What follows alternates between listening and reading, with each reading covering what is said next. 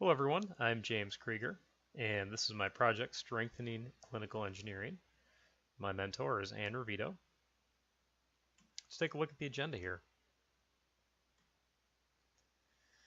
First, we're going to go through a little history of Children's Hospital of Wisconsin, and also what actually clinical engineering does, which is the department I work in, and some of the challenges facing children's and clinical engineering.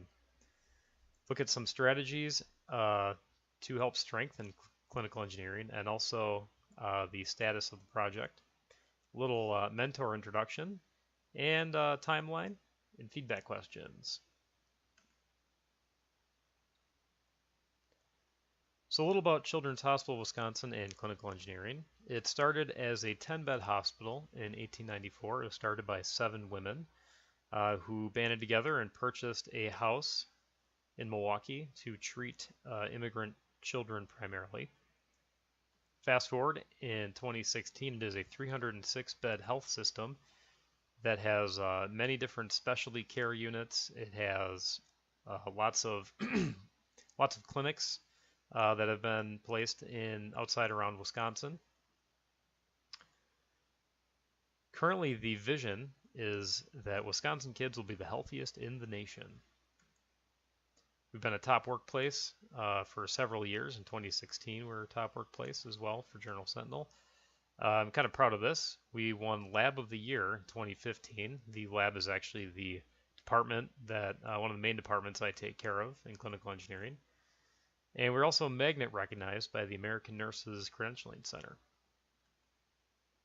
So one of the challenges facing Children's is that we've come under increased competition in a market that's not growing, and that's from Aurora Hospitals. They decided to enter the pediatric market this year,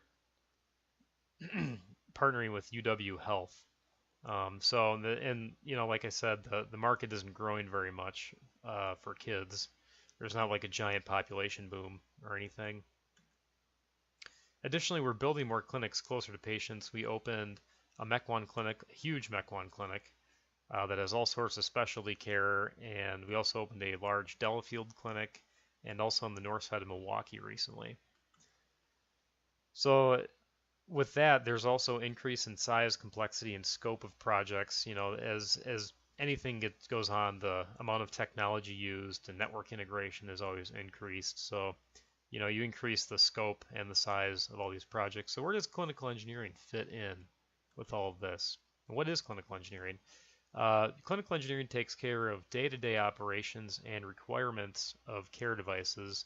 So on the top left there, we have a picture of an infusion device that infuses IV medications, and we recently acquired a couple thousands of these devices.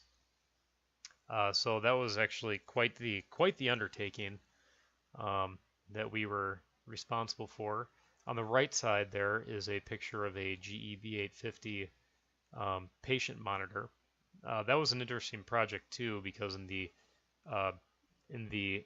intensive care units, all the patients were on the old GE monitors, and we had to install and put in new GE monitors. So putting in new monitors with the patient on the monitor makes it quite difficult. So again, a good example of increased complexity in projects. We also provide input and implementation of projects that involve patient care devices. So challenges for clinical engineering. Obviously, I've gone over this, dealing with increasing frequency of project size and complexity. The biggest problem we have with this is that we have no framework and no real formal way of going about doing projects, or tools for that matter, for handling them. Additionally, and one of the biggest things that I think that we have to deal with is fighting the threat of outside management corporations such as TriMedics, GE Healthcare, and Aramark. Children's Hospital Clinical Engineering is an island, along with Freighter, in that we have no outside management corporation. A lot of times, for example, and this just happened, the food service of hospitals is farmed out to like Aramark. Because honestly, why should a healthcare system be, dealing with cafeteria food? They should be focusing on making kids better. And a lot of times, like Aurora, for example, is partnered with GE, so all of the biomedical technicians, which is what I am, and all of clinical engineering is run from General Electric. They're all GE employees.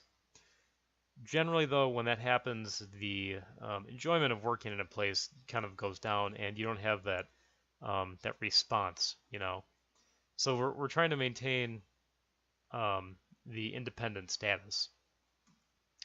So kind of went through all the um, challenges facing Children's Hospital and clinical engineering. What are some of the solutions? What's my project actually about? Let's look at the core.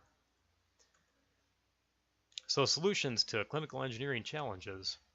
First thing that I would like to do is implement a clinical engineering vision.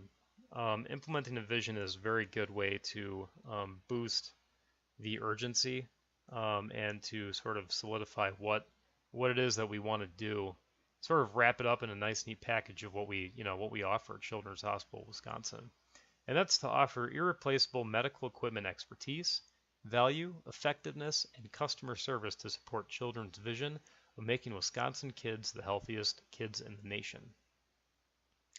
All right, so like I said before, how we're trying to really stay away from being taken over by an outside organization. The irreplaceable medical equipment expertise is kind of the key words in there, and ideally that would sort of drum up some urgency in coworkers. So to help enable this vision to be implemented, I would like to help. We have a new manager who started in 2016, who I will introduce in a little bit, who is also my mentor. I'm going to help the manager shed some engineering roles. She was an engineer for a long time. Now she is a manager. So to sort of help get this vision going, shed some of her work so that she can actually focus on managing instead of engineering day-to-day stuff. And to do that, it would be helping take care of like project management and also device management. So I would be the lead project guy in the department. Another thing that I think would be pretty effective to make sure that it's a good place to work and that we have low turnover is to champion more cross training so techs are more effective and can take more time off. So the idea would be that each technician would cross train 2 other technicians on their core responsibilities. And then that would help increase our effectiveness in case someone is gone. You have 2 other people that are pretty well trained in your area. The carrot on the stick would be that you could take off 3 weeks at a time, which I think is something that nowhere else really offers. And in the end, you'd get better employee engagement. So let's introduce my mentor / manager. She's Anne Ravito, and I have a very enthusiastic, happy picture of her right here. She has a Bachelor of Science in Biomedical Engineering. She's been in the biomedical field since 1989, so she has a lot of experience. She's pretty much seen everything, which I think helps make her a great mentor. She's also led a lot of projects, and she's been a clinical engineer at Children since 2003. So she has excellent experience. She's also the person I want to help lead our department.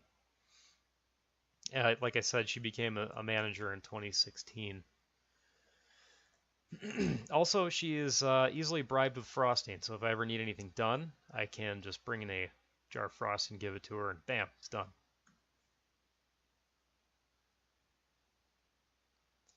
So we have the solutions for clinical engineering kind of laid out, and we have my manager or mentor. So let's look at some of the collaboration strategies and a timeline. Basically, I'd like to, as soon as possible, implement a CE vision to sort of tie together all the changes that we're doing so it makes sense.